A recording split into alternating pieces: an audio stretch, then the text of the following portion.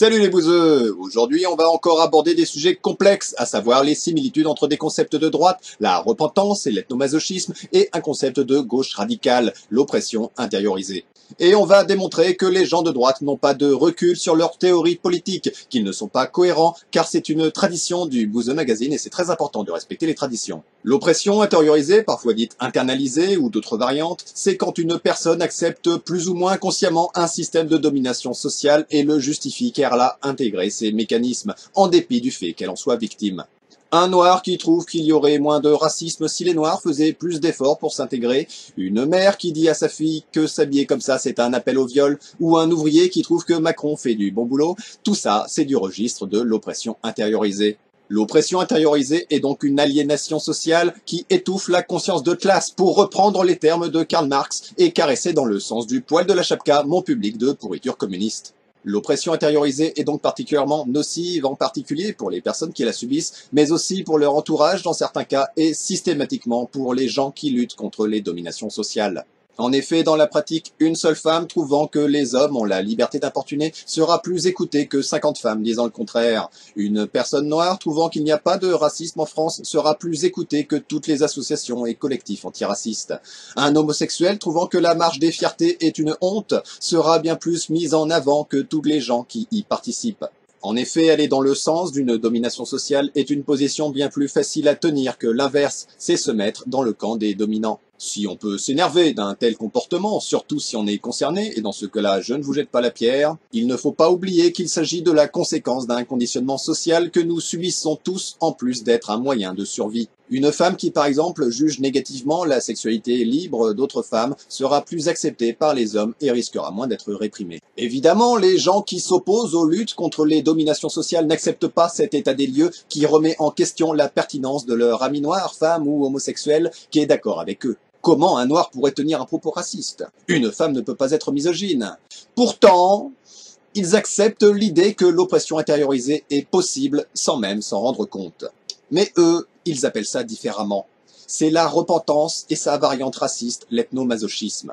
La repentance est un concept issu de l'extrême droite et récupéré par Nicolas Sarkozy à partir de 2007, lorsqu'il a cru avoir eu la bonne idée, pour soi-disant lutter contre l'extrême droite, de reprendre son idéologie et de la diffuser massivement, avec comme conséquence la chute de la droite traditionnelle qui n'était plus qu'une pâle copie de l'extrême droite, et ainsi la montée du FN. Bravo Sarko, bravo la droite, beau résultat, vous êtes très efficace et pragmatique. La repentance serait ainsi une haine de soi, une haine du français pour ce qu'il est et pour son pays. La repentance, ce serait se complaire dans la culpabilisation des crimes commis par la France, comme la colonisation et l'esclavage. À côté de ce concept de la droite dure, qui n'est qu'une extrême droite molle, existe l'ethnomasochisme, un néologisme créé en 98 par le théoricien d'extrême droite Guillaume Faye, un intellectuel identitaire. Intellectuel identitaire.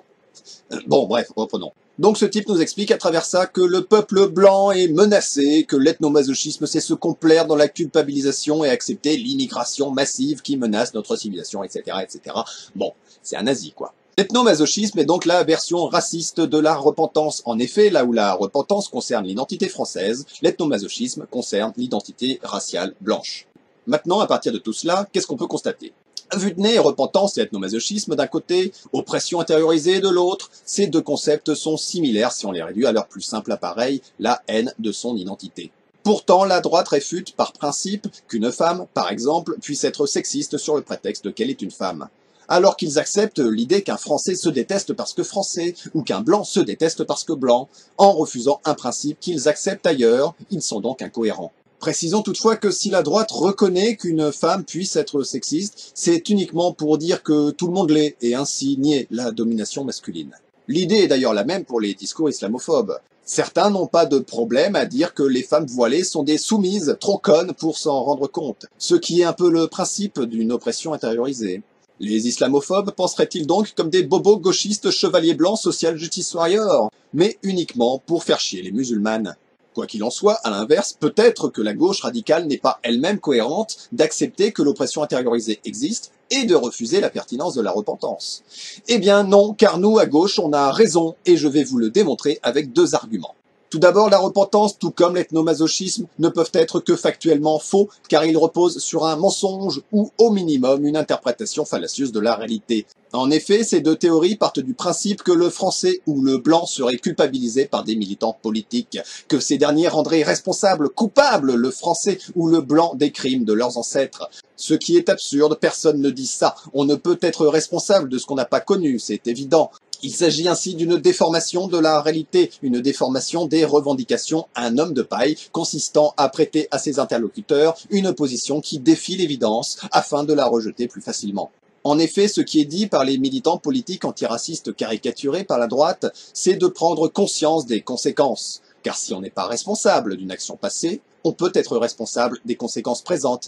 Pour que mon propos soit aussi clair qu'un meeting du Rassemblement national, les théories raciales, la colonisation, l'esclavage, des siècles d'idéologies racistes dominantes ont marqué notre culture et laissé des traces qu'il nous revient de nettoyer. Il faut faire le ménage en France, n'est-ce pas? Se responsabiliser et en finir avec les cultures de l'excuse, c'est du passé. Il faut nettoyer la France de son racisme à coup de Karcher. Mon deuxième argument est de relever qu'il est essentialiste et parfois raciste de considérer qu'un individu ayant une certaine identité sociale ne peut, par sa nature, avoir une certaine mentalité, reproduire un certain comportement. Pour faire simple, l'idée que si un noir le dit, alors ce n'est pas raciste, implique qu'un noir ne peut pas tenir des propos racistes. Les noirs auraient-ils un gène qui les empêche d'être des connards? Mais comment est-ce possible? Eh ben ça ne l'est pas. Car au-delà de nos identités, nous sommes, spoiler, tous des êtres humains, que l'on soit noir, femme, homosexuel ou breton. Encore que pour les Bretons, j'ai des doutes. Cela implique que nous pouvons tous commettre les mêmes erreurs de raisonnement, que nous pouvons tous nous faire conditionner, et surtout que personne ne naît avec la conscience des dominations sociales. Identifier le racisme, le sexisme, l'homophobie, ça s'apprend. Évidemment, ça s'apprend mieux quand on le subit, vu qu'on repère plus facilement une injustice quand on en est victime que quand on en est témoin ou responsable. Ce que nous pouvons en conclure, c'est que l'absence de réflexion sérieuse et de recul de la part des gens de droite sur leurs idées et sur le monde les empêche de présenter des théories politiques cohérentes et pertinentes. Leurs concepts sont superficiels et cela les pousse à être constamment dans le double discours, l'opportunisme et la rhétorique passionnelle. Ainsi, peut-être que si à gauche on croit avoir tout le temps raison, c'est peut-être tout simplement que c'est le cas.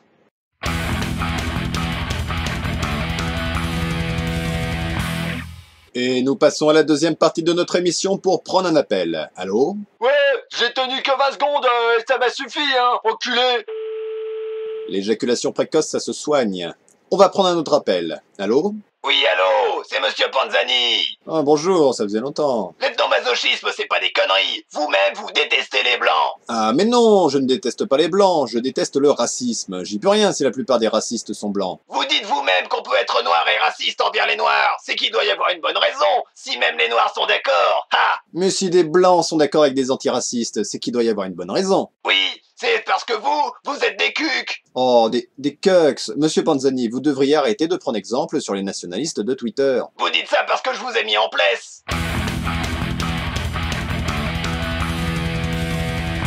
Notre émission est désormais terminée, j'espère qu'elle vous a plu. N'hésitez pas à le préciser dans les commentaires. Vous pourrez retrouver dans la description les liens pour me suivre sur les réseaux et me soutenir sur Tipeee. On se retrouve dans quelques jours pour la prochaine émission chaque dimanche et mercredi midi.